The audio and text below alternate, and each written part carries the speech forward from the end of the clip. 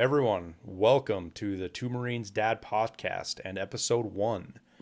Today, not coincidentally, is also the Marine Corps' 245th birthday and the day John and I decided to launch our podcast. Now, how did we get here? Well, I suppose, like most folks, they do this. They're told by a bunch of friends, you guys should do a podcast. People enjoyed listening to us, the things we had to say. Sometimes it was just to make fun of us, but to each their own. This wasn't something that was an easy decision for John and I to come to. We've honestly been talking about it for years, and we didn't do it out of laziness or putting it off. It's one of those things that the action itself is pretty easy, but putting yourself out there like this is not a decision we made lightly. So before we get any farther, my name's Tyler, and this is John. We're two guys that have somewhat of a parallel life, but very different in their own respects. We both came from pretty poor homes. We joined the Marines, went through college, shared the corporate grind for a couple of years, and have families. So to start off, I want to thank everybody who's watching the podcast and supporting us. We're doing this for you all. So if you're not liking it, we're not doing our job. It's going to be a learning process for both John and I. We're both new to this, and we're excited to have you guys here with us as we go through it. Absolutely. So today, I guess, John, we're going to talk mostly about the Marine Corps, just because it's the 245th birthday.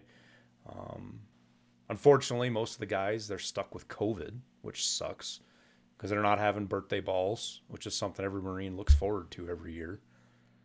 Oh, yeah. I mean, some of my best memories were the ball. I don't know about you. Oh, yeah. No, absolutely. Talk about unit cohesion. You got to blur the line between officer and enlisted there, buy each other drinks, challenge each other with coins. Especially in the air wing, too. Oh, yeah. Yeah, it was a good time. A lot of history. We had the cutting of the cake you had, with the oldest Marine and the youngest Marine. Our unit did with a sword. We would get, I don't know, an NCO sword or something like this and cut the first piece of cake out. It was kind of a big deal. Guest speakers, the whole bit. Yeah, I don't know how many of my buddies met their ex-wives there. Half. Or future. I guess you could say everybody's met their future ex-wife. Future ex. Fondest memory I had. Go ahead. It was funny because it was I was never big on formal events, but for some reason the ball was always like, yeah, let's put on our blues, go to the barber and get the straight razor haircut, and whoever you ended up to, the last couple of years it was Jess, but I took some girlfriends before Jess to the ball, and they always got dolled up and wore skimpy underwear, and it was a great night afterwards. But yes. Yes, shocker that you bring sex into something and it gives you good memories. Yeah, of course. I think one of the fonder memories I have on my buddy Sam, him and I, all of us got together, and his wife had a headache that night, and he's like, I got to go. And we got the great idea. We were just going to call her and let her know that he was drunk and he was going to stay with us in the barracks. That's how that was going to work,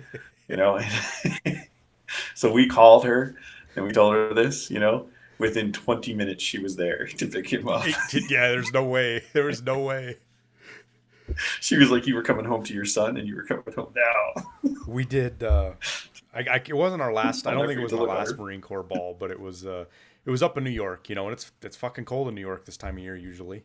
And after the ball at the hotel, we would all go to the bar. It was just down the street a little ways. I guess it was kind of a walk, but we were down there drinking, and Jess got super drunk. I was super drunk too, but she didn't like, her shoes were hurting her, so she took her shoes off, and we start walking back, and then she puts her shoes back on, and then she's crying because her feet are hurting, and then she takes her shoes off, and she's walking on frozen concrete with no shoes. Oh. So we get to the hotel, and I've literally carrying her. She's bawling her eyes out, And we're coming to the hotel, and there's a bunch of Marines in there just kind of hanging out, and they see me coming in with Jess. Looks like I beat her or something. At least that was the looks everybody gave us, just because her feet hurt. Push through to your wife. No, I've been there and done that. My ex-wife, she had talking about that. She had an allergic reaction to the coating on an ibuprofen, Oh, and her eyes swelled shut, and her lip became this big. And I was like, I've got to carry you to the hospital as a Marine and be like, no, no, no, I didn't hit her. this I'll isn't never forget that. abuse. Like I want to take you to get fixed, but I don't. That's not one of those times you joke with the doctor. I had to tell her twice. She didn't do the dishes. Yeah. No. Yeah, no. Um, yeah, no, it's no, I missed them. I missed the balls, Marine Corps ball. It was a lot of fun. The Um, kind of one of the other um, things that kind of piqued my, I kind of stay out of the Marine Corps news. I look at it, but I don't get too wrapped up into it because I'm not in the middle. I'm not in the Marine Corps anymore, man. I'm not affected by the decisions. I don't understand a lot of the inside stuff. I think about when I was in, and you'd hear a lot of people talk about the things they were doing or whatever, and it was this, that, or bad. And most of the time, they just didn't even understand what was going on. So I kind of stay out of the politics of the Marine Corps, if you will. But this whole thing with Paris Island supposedly maybe getting shut down, and I know there's a lot of bluster and it's political grandstanding, but I guess it's a real possibility, man. And I was reading through an article. It was talking about, it was a couple of generals, several who had actually been ones that were in charge of Paris Island or were in some part of the command structure. And I think they put it real succinctly, really well when they talked about, talking about what the real issues were with this process of integrating Paris Island, and versus what everybody's yelling about. What's sexy to talk about and get clicks on the internet and things. I guess everybody can have their own yeah, thoughts on integration. You don't necessarily have to agree and one side be wrong or right, especially because none of us are going to make the decision. Personally, I think integrated training is a horrible fucking idea. Just a distraction.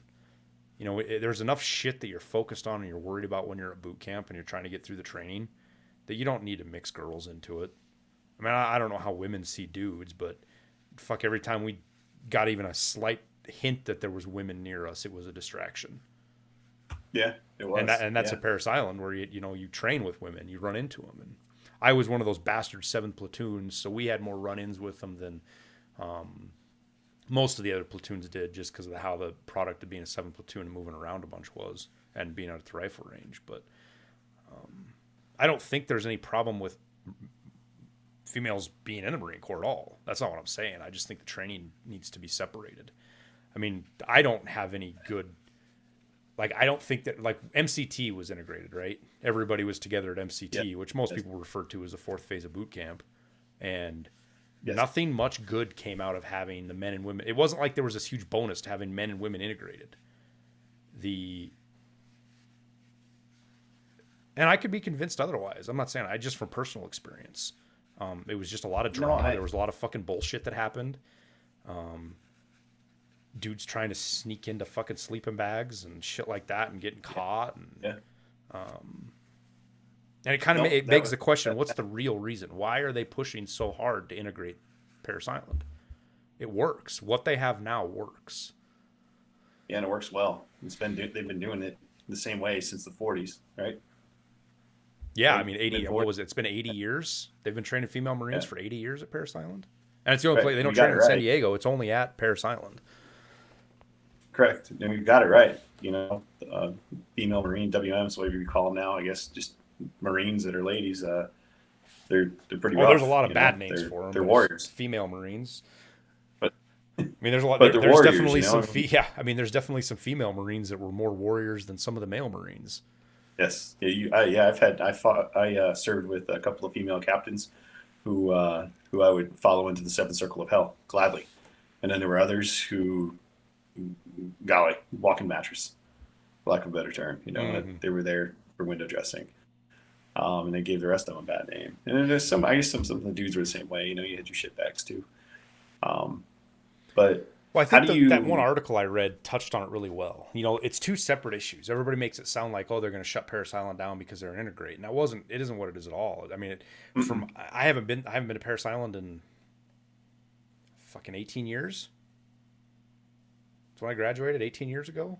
Yeah, it's been longer than that. And when I was But there, there's two. it wasn't run down, but it wasn't in great shape. You know, there's definitely shit that's been there since the 60s that hasn't changed. You know, they put some more fucking lead paint over the top of it, but it's fucking same stuff. I mean, I swear to God, the M16 I had was actually white because all of the black was rubbed off of it because it was so old. Yeah. But Oh yeah. it still shot fine. But No, but I guess the there's base two. There's itself I is think it's just two falling quality. apart, dude. And that's what these generals made it sound like was, you know, yeah, we need to redo the barracks need to be redone if we're going to integrate males and females, which is obvious because I can't imagine that all the barracks I stayed in didn't have any walls on the shitters. And that's going to be really awkward when a chick's in there trying to take a piss and dudes are walking by it. Because that's how it was. You had the pissers, the shitters, and then the shower. You had a trough. That was For the it. One pissers, gigantic yeah. trough. And then you had the Yeah. next room over had the shitters in it. And then the fucking, Yeah. the last one. And Then unless you had the women, showers with the little heads that were bolted into the wall. They didn't even come out. They were just the head that was like spraying out. unless women learn how But to pee standing up, it's going to be kind of awkward. no, from what I read, this is what I read, and it's like like I said, I think it's a two-faceted conversation. You know, if we're going to talk about integrating Paris Island, I mean, they were talking about each Well, not squad integrating base. There would be Paris Island, like boy, girl, integrating the like the platoons. I mean, Paris squad Island's base. already integrated, right? Yeah, It's just they're but they were integrating the talking actual about platoons right. But or no, they were saying battalions. that.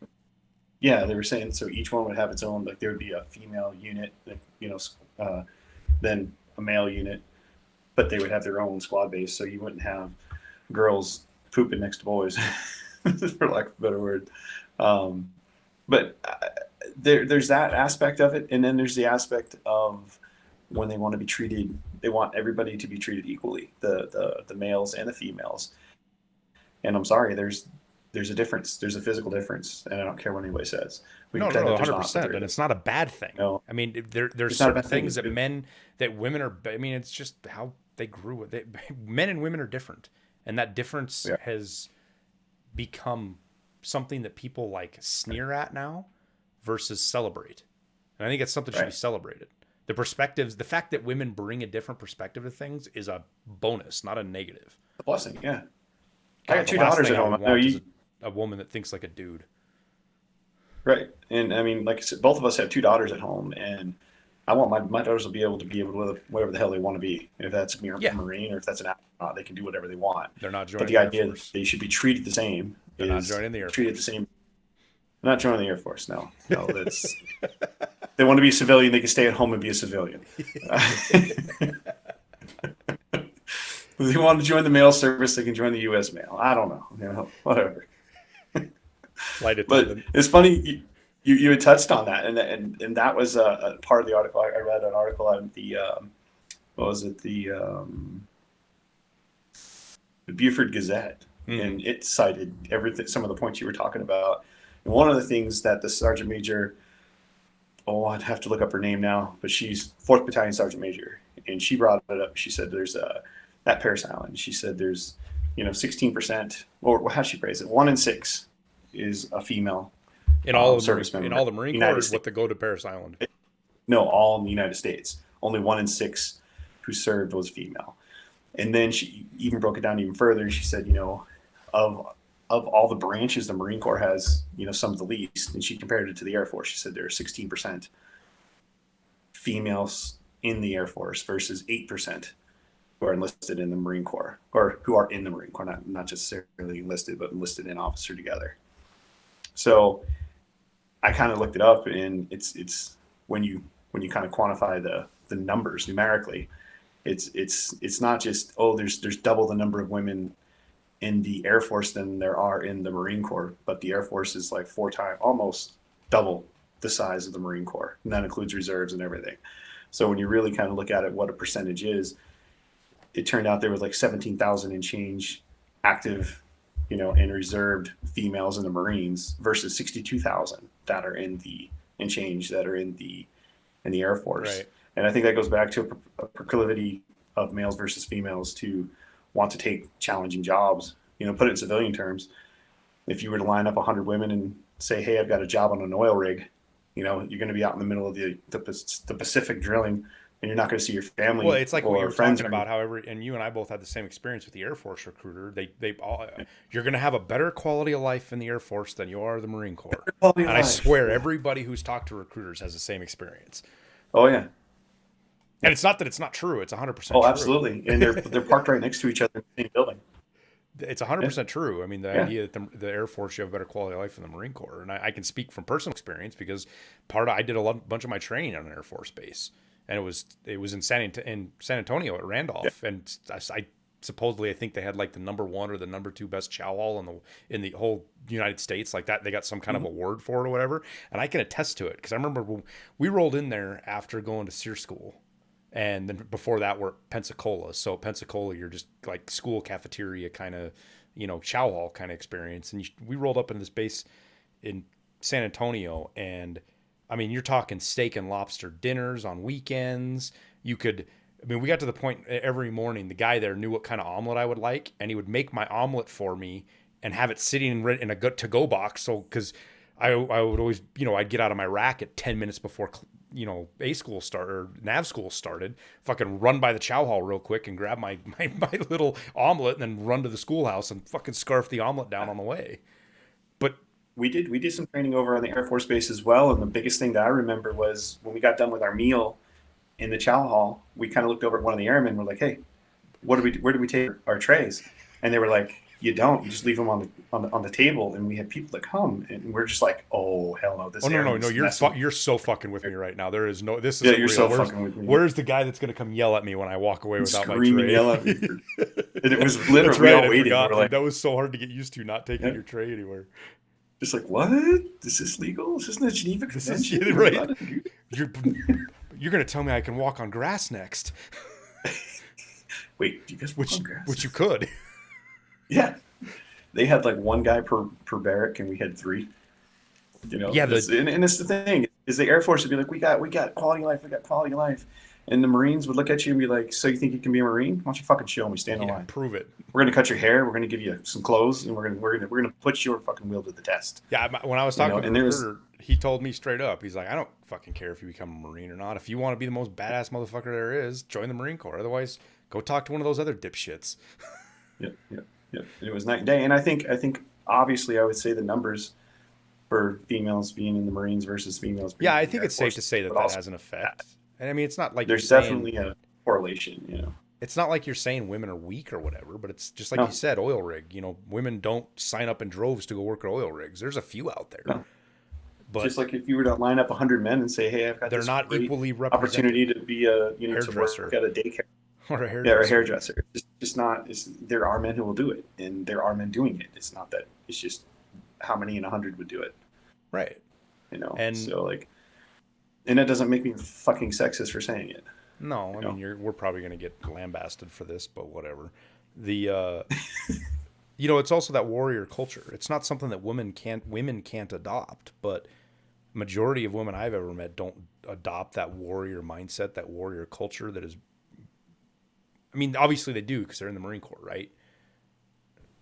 But for the most part, most of the women I ever met, that's not how they look at life. That's not what they want to do. They don't want to be warriors. right? Um, and that's why I think some of the other branches appeal to them because the other branches Right. aren't a warrior mindset. And that's not a hit. That's just how they're built. Right. I mean, Right. you don't want somebody When with the a recruiter warrior comes and says we got mindset quality of turning a life, wrench on a fucking jet engine. Oh, right? nah, engine bad. Because that's what would happen if you fucking. I Right. watched some of the power line guys in the airframe. That's kind of what shit happened. Hey, I resemble that remark just a little bit. Oh, I've seen you fucking work on cars. I damn well know you hit shit with a wrench. Whatever. I think you brought your truck to my garage there. You swap out parts. Well, that was just because I wanted to watch you guys work on Bring us beer, the occasional beer, it. some pizza. Order the pizza. No, but it's the truth, and I think within you probably see the same thing within the dudes too. If you're analytical about it, I mean, there's guys who are like, hell no, I never want to be in the air wing versus you know, I guys think are they like, call well, those okay, beta males now. yeah. Oh, I'd have to look it up. I don't know the term beta male. Doesn't sound very flattering though. Somebody from San Francisco. Oh, gotcha. Loud and clear. Mark, if you're listening, I love you, buddy. And like I said, it's not something I've got my heels dug in on this either. I mean, 100% I can have my mind changed. And the only reason I say that is because of how much my perspective on stuff has changed, in the last 6 years. I mean, your Hannah's a lot older, so you've been exposed to them. But when you have daughters, the way you see the world and the way you see things, and you're like, God, I'm a fucking idiot for thinking that when you were younger, because you get Yeah, exposed to young girls and you see them grow up, and you want them to be happy, and at the same time you want them to be tough. yeah, That self was one of the biggest sufficient. challenges growing as a father I've had, is that that Marine Corps and cowboy mindset as well. I mean, I grew up in the city, grew up in fucking Westchester and Birmingham, Alabama, and Butte, Montana. It wasn't like I grew up in the country, but my family is cowboys, and that's what my dad's a cowboy. I mean, some of the best lessons I ever learned in my life were from my dad, more so than even I learned in the Marine Corps. And that those lessons But are all carved out of stone, man. Just being tough, not giving in, working through it, just being a tough son of a bitch, really, and trying to give those life lessons, not giving, but trying to and mutate those still, life lessons to where they fit females and their way of seeing the world and the way they work. yeah, no, it's different. Same thing. Didn't grow up in the cowboy lifestyle. We had agricultural farm, and I was blessed to have the guy who raised me and my grandfather, both male influences in my life, and both taught me very distinctly different life lessons. But at the end of it, it was self reliance. It was never have your hand out. It was, do the best, always do your best, good quality work and Yeah. stuff like this. These were just like, and do your homework. Do understand where you're coming from, understand what you're talking about, otherwise keep your mouth shut. So it's one of those things, and again, trying to take that rough and tough, mentality, and then which was only amplified by the Marines. And Oh yeah, I mean that and pours fucking gasoline on that whole fucking attitude, uh, especially when you're yeah, younger, man. You feel like you're fucking but invincible. you are invincible. In some You're ways, you Marines. are, because everybody's too fucking scared. This guy's fucking nuts. He is nuts. Don't fuck with that guy.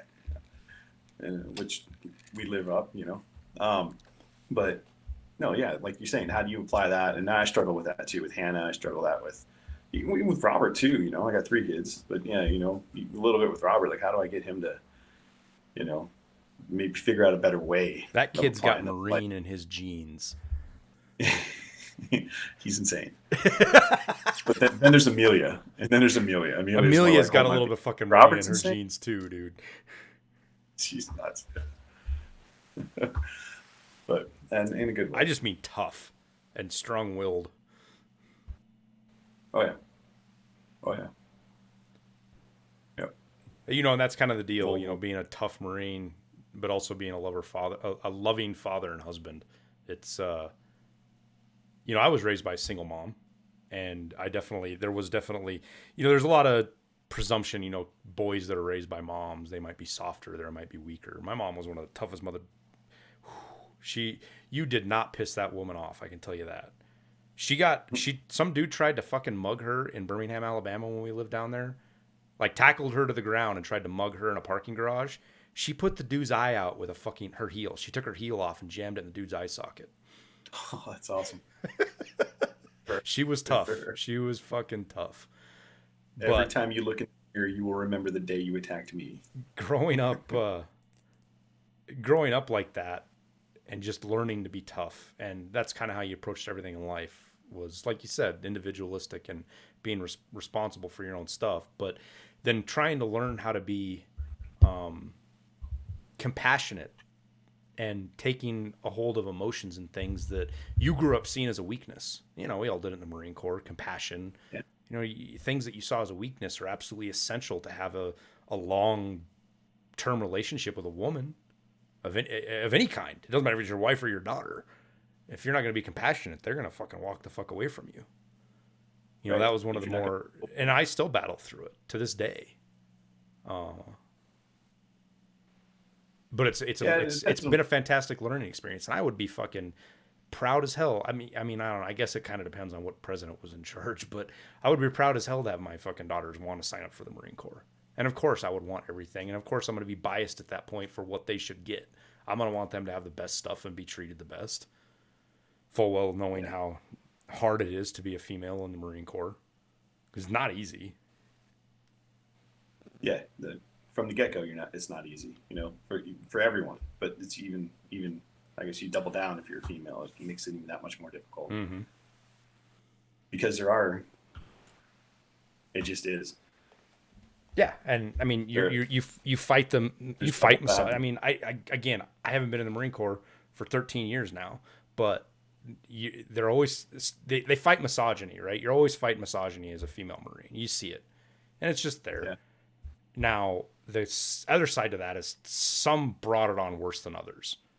They Yes. went Yes. looking for fucking fights, and they went to pick fights based on sex, and Oh yeah. that feeds a lot of the problems. It's not the only thing, you know. It's kind of like making the argument she deserved to get raped because she was wearing a short skirt, and that's not what I'm saying at all. I'm just, No. when you're dealing interpersonally and you act like a bitch to somebody, it doesn't matter if you're a dude or a girl, they're gonna act fucking horrible back to you. Correct. And then your reputation is going to precede you. You know, no one's going to want to work with you. And I've seen both. Like I said, I saw bunches that were, men and women that were awesome. I'd go anywhere with, and then there were some who we signed up for the posthumous CMH award. You know, if we were ever in combat, they were going to get tossed on the grenade, and their kids were going to go to fucking Citadel Mm-hmm. or whatever. Like, saved us all. But so I mean, you had shitbags and stellar performers on both sides. And Um, there's but you're definitely right, it is amplified. You know. there's definitely this the military world is totally different than the civilian world in most aspects, just because of the way, like, you can quit your job, you can't fucking quit the Marine Corps. You're there until They will your fuck. EAS date, maybe a little bit shorter if you saved up some leave, but you're there. Somebody, you're in a fucking Yeah, you're shitty there. job, you can walk away and go get another job. I guess in the Trump economy, we'll see in the Biden economy, but with it was one of the things that was one of the most eye-opening experience with me was the leadership and management, comparing those two between the Marine Corps and the civilian world. It took me a long time, and I don't know that I ever really got into a true leadership role in the Marine Corps, just because there was nobody behind me. I got promoted to sergeant a couple of months before I got out, just to the way the NAV promotion system worked. Pretty sure I wasn't very well liked by most of the guys that were my seniors. There was a few that were okay, but I think most of them didn't like me. And as I got farther out of the Marine Corps, I realized how poor the leadership really was. You just always assume you're in the military, people in the military have good leadership. And then you start to see these parallels between the bad leadership in the civilian world and the military world, and it's all based off of the same stuff. A lack of understanding of the guys that are working for you.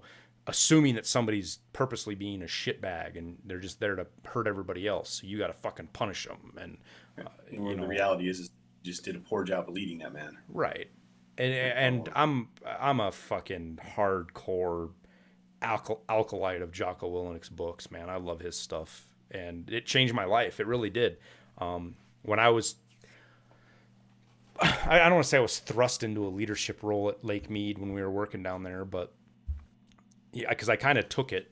I took leadership there because it was needed. There was a huge void of it, and You the jumped on that difference in grenade. reactions with the guys that I dealt with, that was one of the most fulfilling things I've ever had in my life.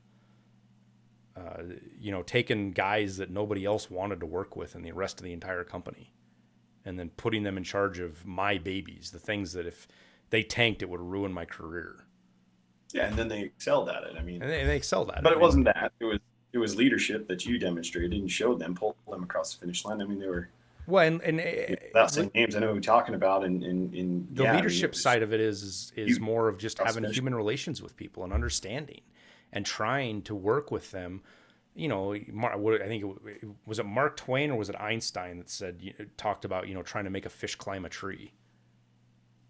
Oh When you yeah, try to make people do something they're not good at and they're never going yeah, to be good at, you're just setting them up for failure.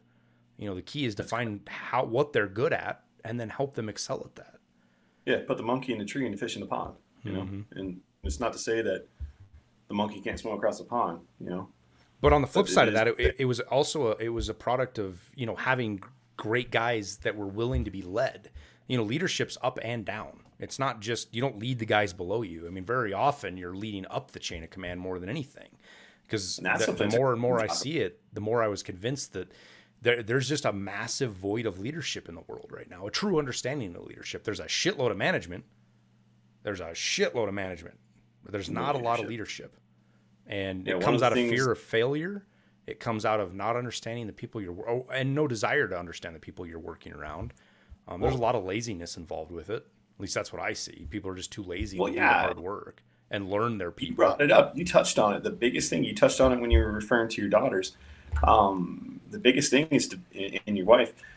Is being open and developing that relationship, and that doesn't. And I wanted to touch on it back then. So sorry if I'm backpedaling here a little Oh bit, no, it's but fine. I think it's applicable to both, professional, military, and your family is building that relationship and not being afraid to stand up and show them your true colors. Just be raw. Just be who you are, Yeah, but not be afraid to show that emotion. It's okay to go, yeah, I screwed up, or yeah, I fucked up, or hell, I just kicked the shit out of thing. Like, hey, maybe we just knocked the ball out of the park. All in the same breath with equal enthusiasm, but being able to be that person where they see what they see is what they get. There's nothing going on in the back of the head, and that's imperative with leadership is bringing everybody together and talking to them, saying, how would you do this? What's going on in your head? What do you see? How do I dig this hole better, or how do I lay this pipe better, or how do I erect right now I'm building the border wall. How do I erect this wall better? How can I help right. everybody around? And again, that's leadership up and down the chain of command. How do I bury You know, protesters on the Mexican side? how do I bury the Indian protesters in the BLM? Completely They did kidding. half the ones that Totally sarcastic. Don't send like anybody after the us. the difference. The There was nobody Native going. There Americans was they nobody buried on the Mexican side. We kept them all on the U.S. side. was buried by us that we're aware of at this time. No, but like the Native Americans would come out, they'd pray to the spirit world, do their thing, and burn like sage grass, and they'd go on about their business. But these BLM fuckers, they'd come in and they'd literally lay in sleeping bags in our trenches for no reason other than they were getting paid to do it. Yeah. The word around the campfire was $300 a day. I digress though, but they That's were like, pretty "We're good. here for That's the pretty spirit good money world." No, during you're not. COVID in California. Fucking A. That's one of the few jobs that Newsom didn't take care of. You know, get rid of. God, I'm glad I don't have to live in that state. They're only outlawing cars here until what was it 2035? They're getting 20 rid of is all it of them. 25 or 35? I thought it was 35.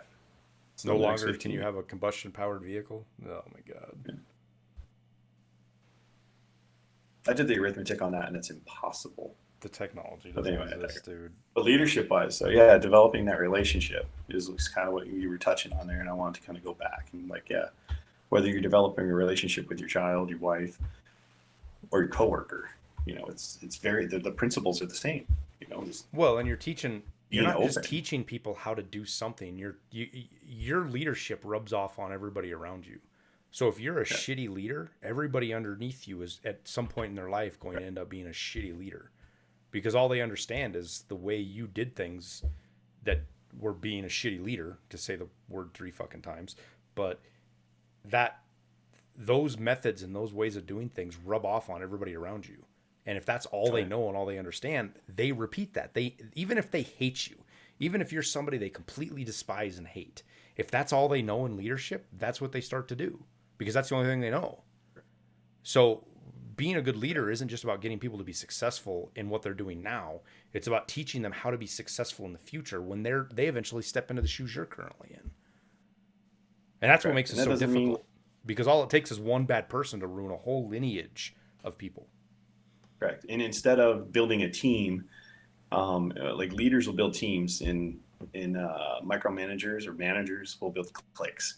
And I've spent a lot of time thinking Clicks. about this. Is just Yeah. John's personal opinion here, but I always thought like a team's embracive of the next guy and wants to hear what they have to say. It doesn't necessarily mean they're going to do it. It just means I want you to feel free to speak. And a Yeah. clique is so micromanaged that they defend itself against the leadership. So they defend it. The group defends itself. It's kind of like a gang, Yeah. corporate Even if corporate gang. mistakes are made, they cover up for it. It's somebody else's fault, right? And it's whatever it is. It's not their Yeah. group. It's the outsider. So they've gotten really good at defending And it's themselves. And they've gotten insanely really good. toxic, dude. It's so toxic Oh God, yes.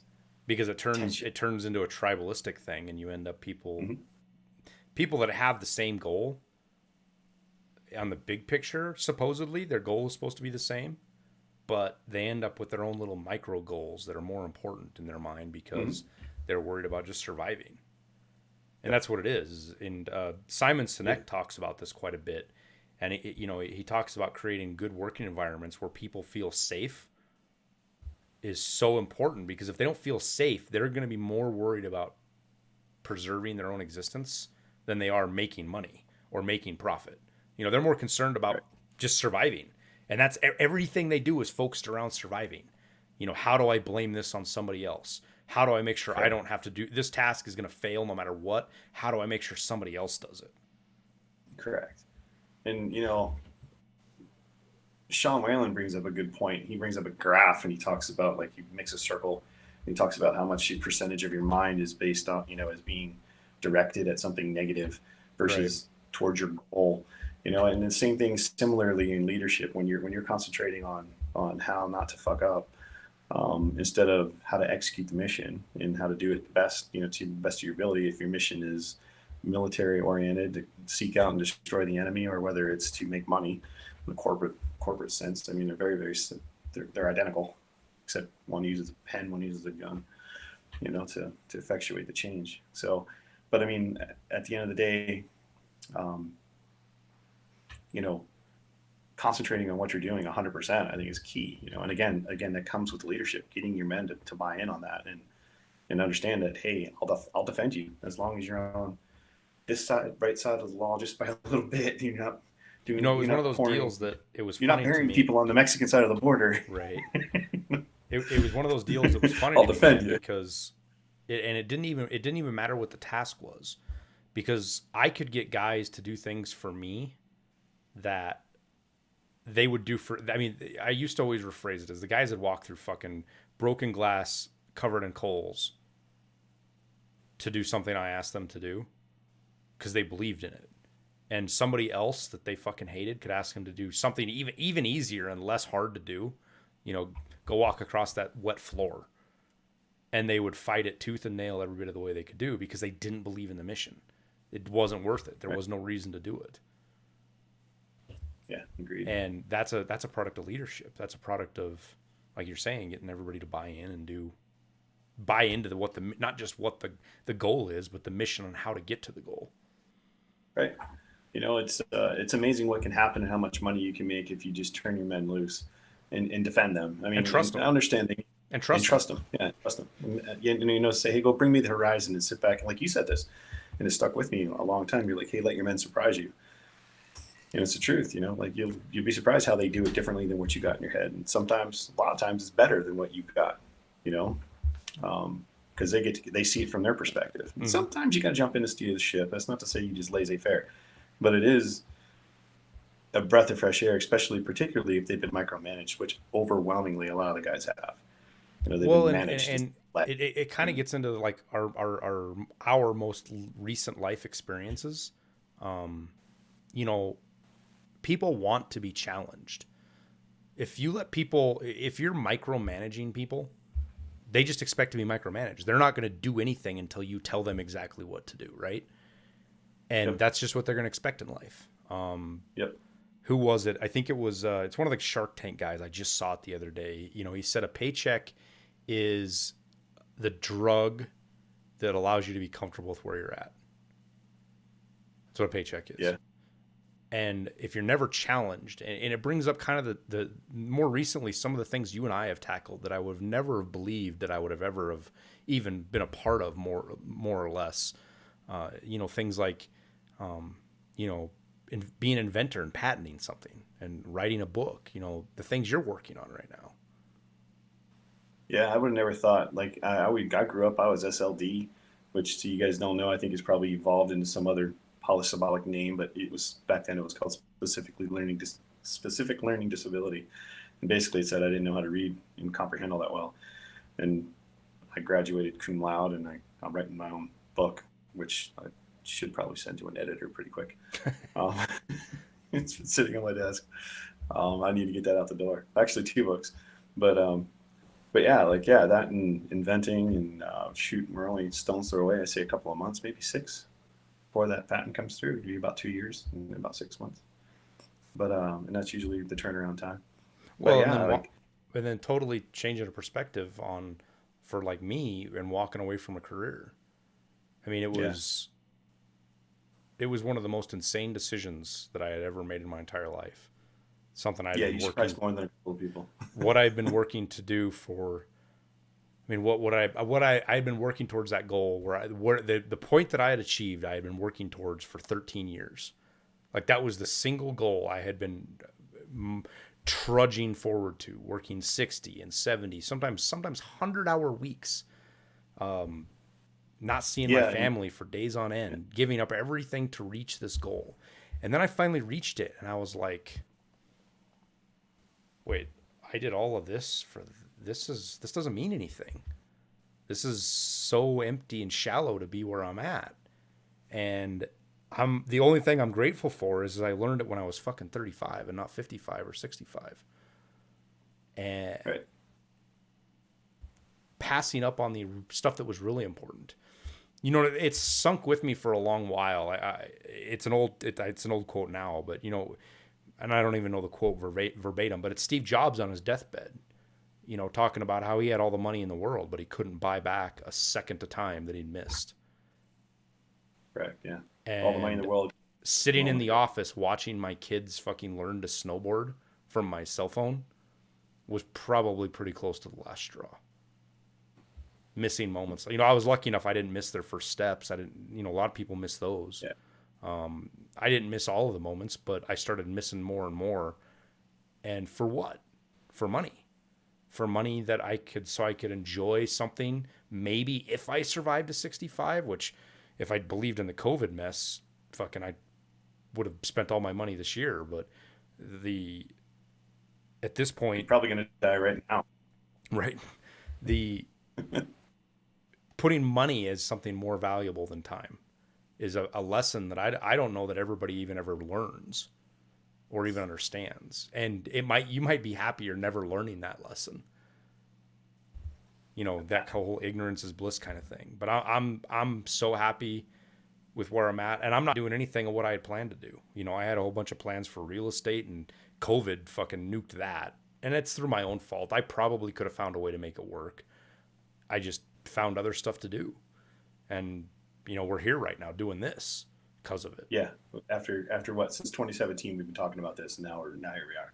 You And know. little odds and ends jobs, doing things here and there, trying to do a little bit of construction consulting and, just trying to spread the good word, if you will. Right. It's Yeah. it's a crazy world, man.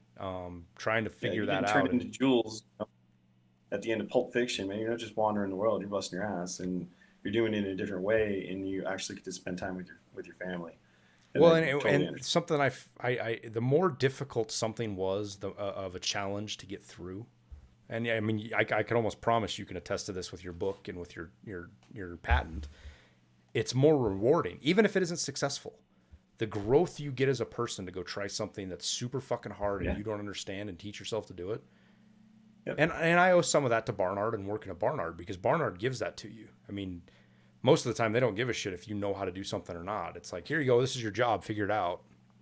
Mm-hmm. Okay, well, I've never done a Yep. schedule in my entire life. Oh well, you're a scheduler now. Okay, well, I guess I better figure this out. Well, Tim Howe, he told me when I was an intern, he lined all his interns up when we first started. He goes, welcome to the pool. Here's a bunch of weight. Take a deep breath. There's a deep end of the pool. Jump in. Those were like his exact words, and I didn't understand what he meant until like a week later, and had worked like 70 hours in Florida's sun with the alligators and shit down there. But yeah, like I'm serious, we had alligators. I don't know if you're familiar with. I mean, I know you're familiar with alligators, dude, but like they size you up like any other animal, and they'll look at you and they'll say, okay, yeah, you're on my food chain, or no, you're not. So like a dog is on a 5 foot alligator's food chain, okay, but you and me are not. They would back away from us, unless they were sick or something, I guess.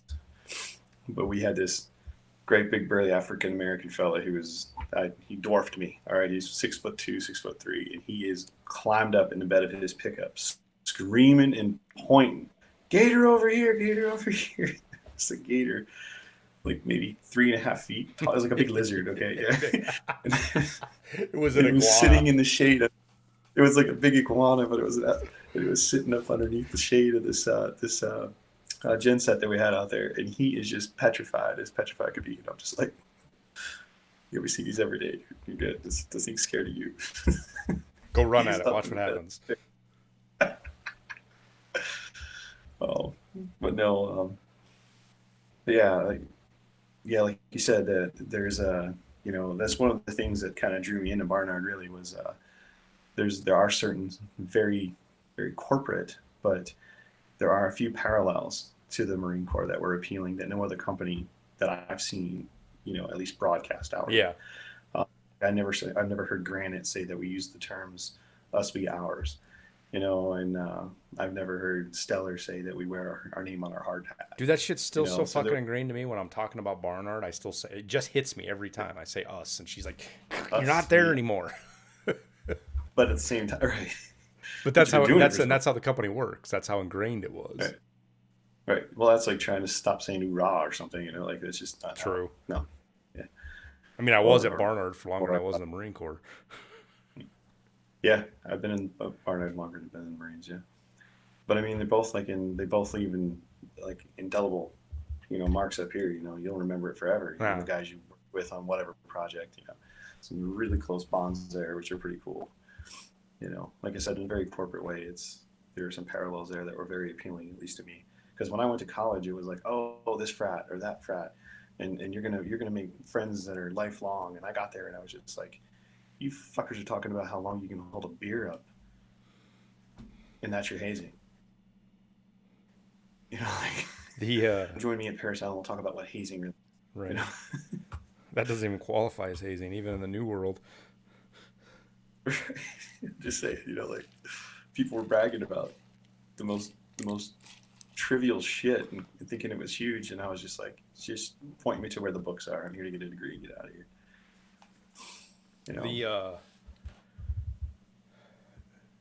One thing I suppose with the way the world is right now, we can't not talk about politics. Not in a podcast in 2020 in November. But I don't really want to get into the details. Might be different if we had a president.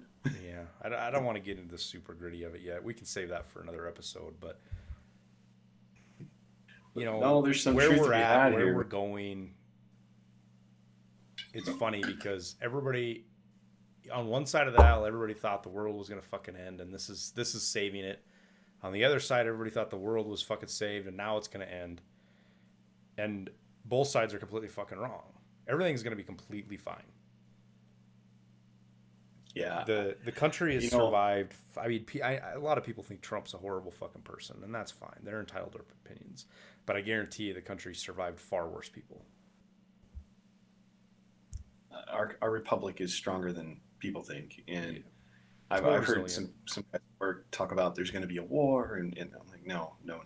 Like, I think out of all the countries in the world, we understand war the best. And I think the downfall is that it became profitable to divide people, and not recent. It's not something that recently happened, but division and hatred and that kind of stuff is profitable now, very profitable.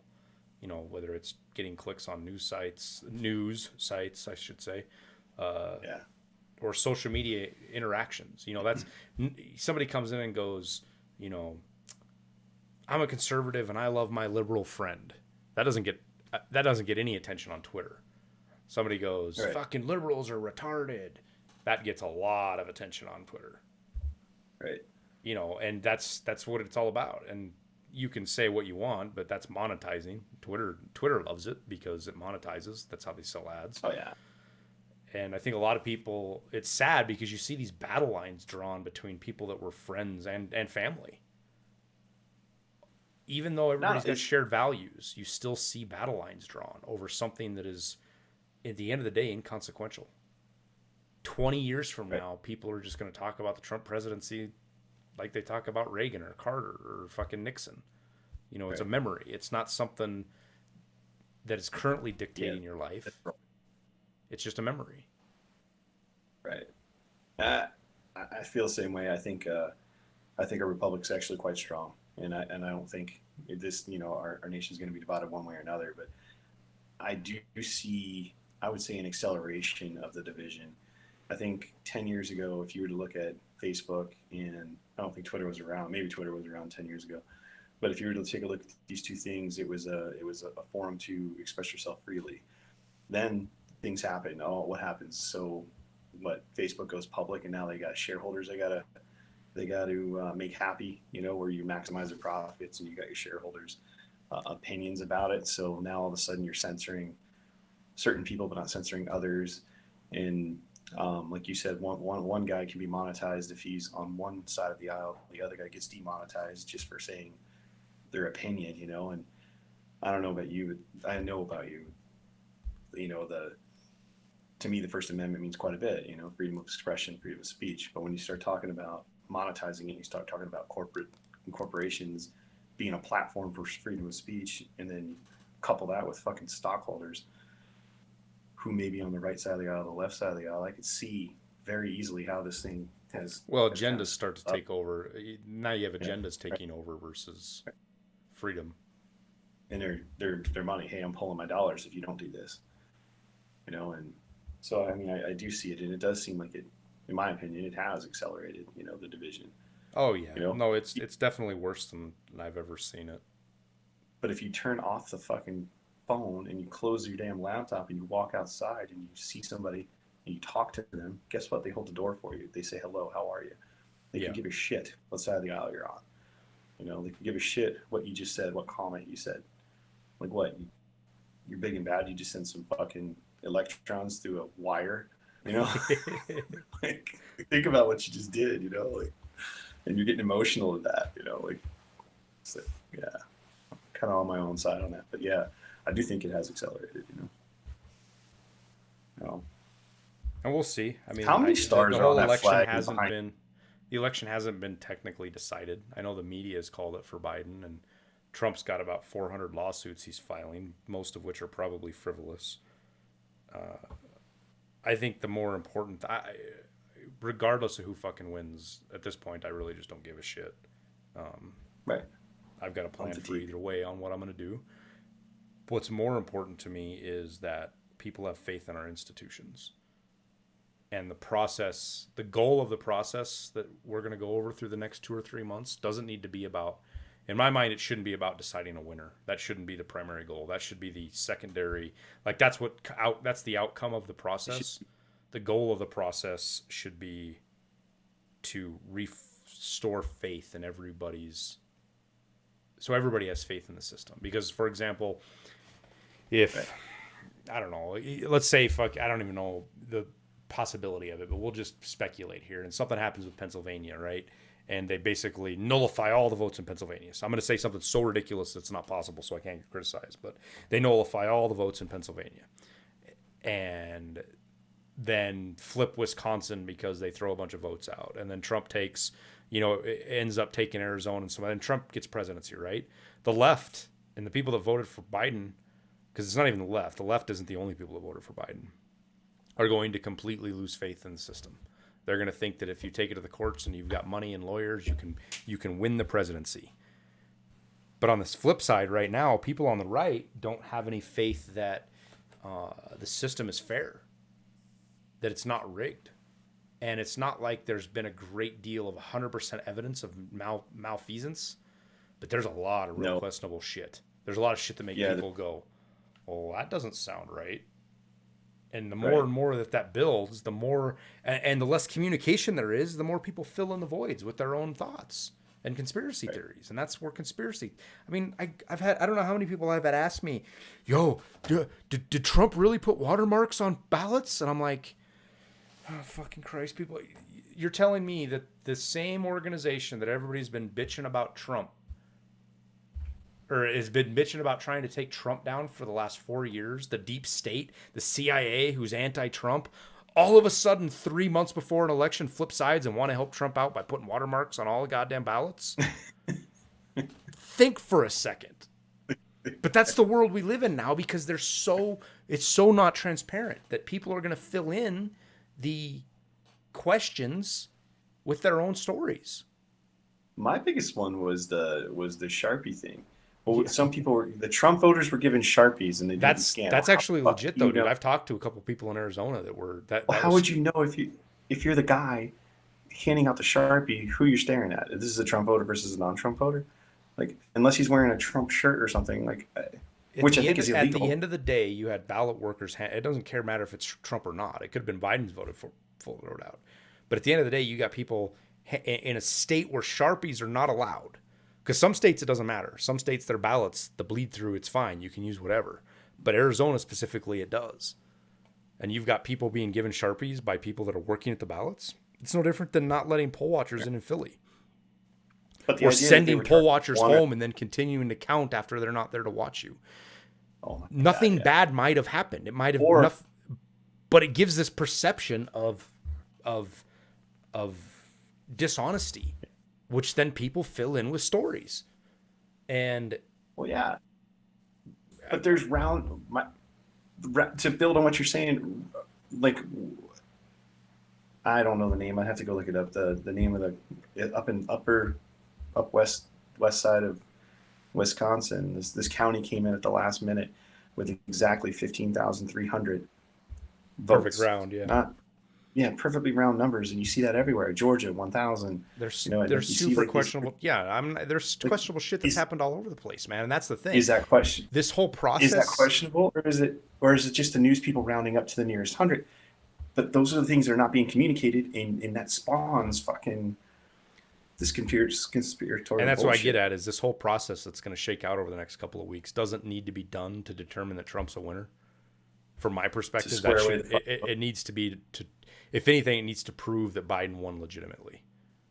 That needs to be the goal. I saw a meme that I kind of agreed with. It said American Idol could count 150 million votes in an hour.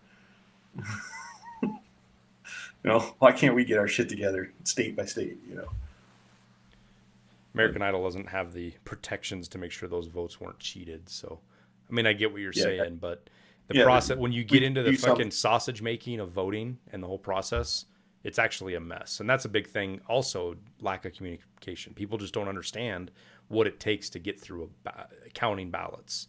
Sometimes Yeah, shits you can get through a lot of them real easy, but and that's the low hanging fruit. But there's a lot of stuff that needs to be looked at. You know, questionable ballots that get set off to the side so they can be reviewed by everybody to make sure this is a legit ballot because it's got something funky on it. right. But there's been so many reports of shit, and it could be fake reports. It could be people just making stuff up. But I tend to Right. not believe that when they sign a fucking affidavit, which means they go to jail if they fucking lie. That tends to put a little bit more weight behind their story. Correct. So we'll Correct. see. And then I mean, there's nothing that anybody in the general public's going to be able to do to change it other than stop listening to don't let the media shovel fucking president-elect Biden down your throat. He's not president-elect yet. The media doesn't yeah, pick our fucking president. yeah. I don't even think there's a single state that has certified their election yet.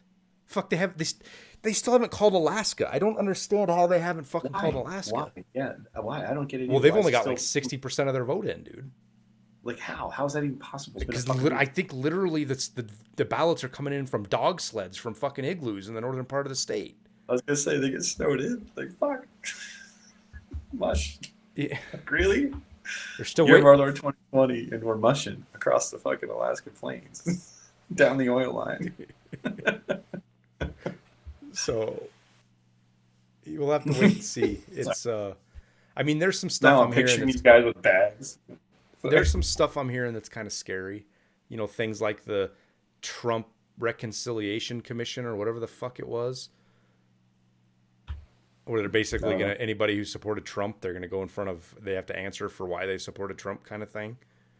oh, that's ill. Yeah, there's some scary dude. There's some scary shit out there. I mean, even fucking Michelle Obama is saying some like, even though these people are, I'd have to go pull up the fucking tweet, but there's just some bad shit, dude. The people on the left in politics. I'm not talking like your general population. I'm talking about your politicians and your power brokers and your fucking political pundits and stuff.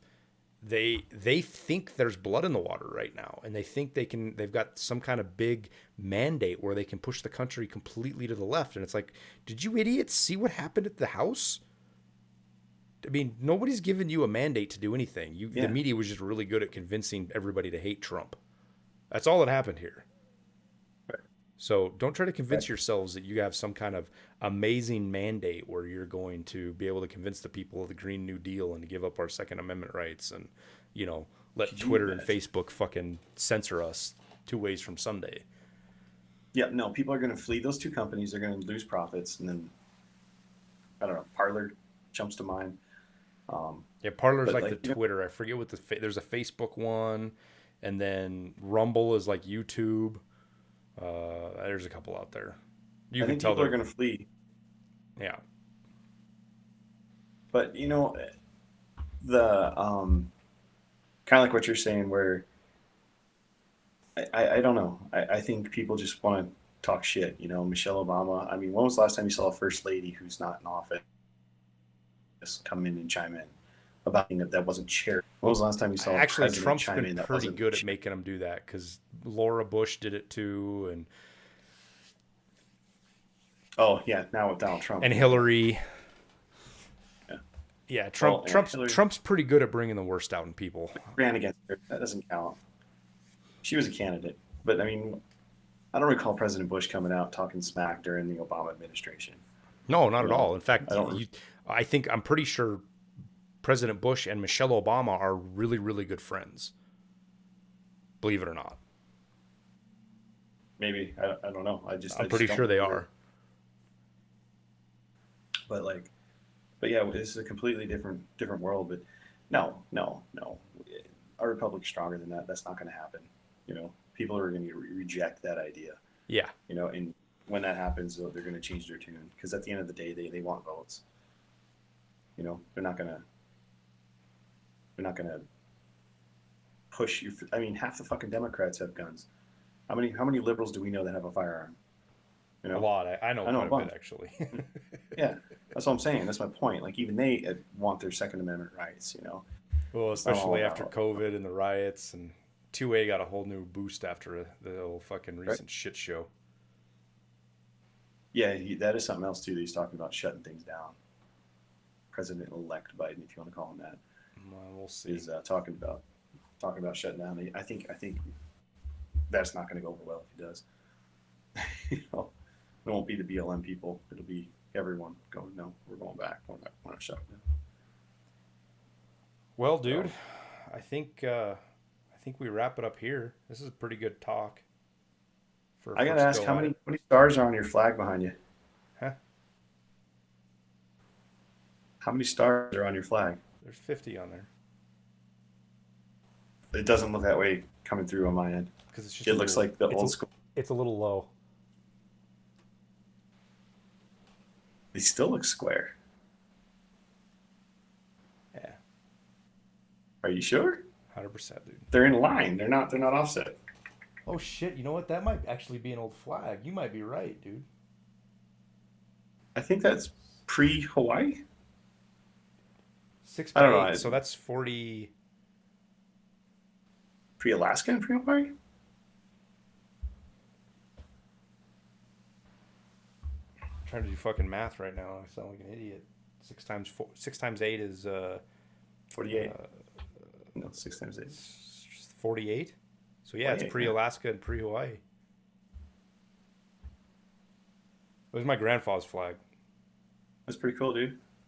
That's badass. You're right. You're saying is how many stars are on that? I was like, 50? I don't know. Yeah, they're not offset. You are correct. Cool beans, man. Anyway, I had a good time tonight. This is Yeah, fun. this was good. I'm gonna look forward to doing these once a week. This is gonna be fun. Hopefully everybody Fuck else yeah. enjoys it. We'll do Otherwise it on we'll like a just be Saturday. talking to ourselves. But that's the same as it always goes anyways, so. I don't care if they don't. We'll put ourselves out there, and someone's gonna like. So for those of According those to my math, for go those that ahead. hung with us, we appreciate you guys. I hope you liked it. Yeah. The whole rigmarole. We're gonna get this up on all the podcasts so you can listen to it. It'll only be on YouTube for a little while.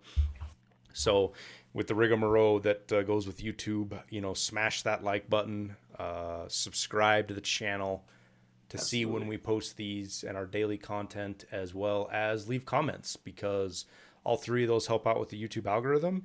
Plus, they let us know what you guys like and don't like. So if there's some stuff you hated, some stuff you want to argue about, by all means, hit us up in the comments down below. We will respond to everything that deserves to be responded to. So with that, we'll sign off, and we'll see you next time we do this. See ya. Simplify.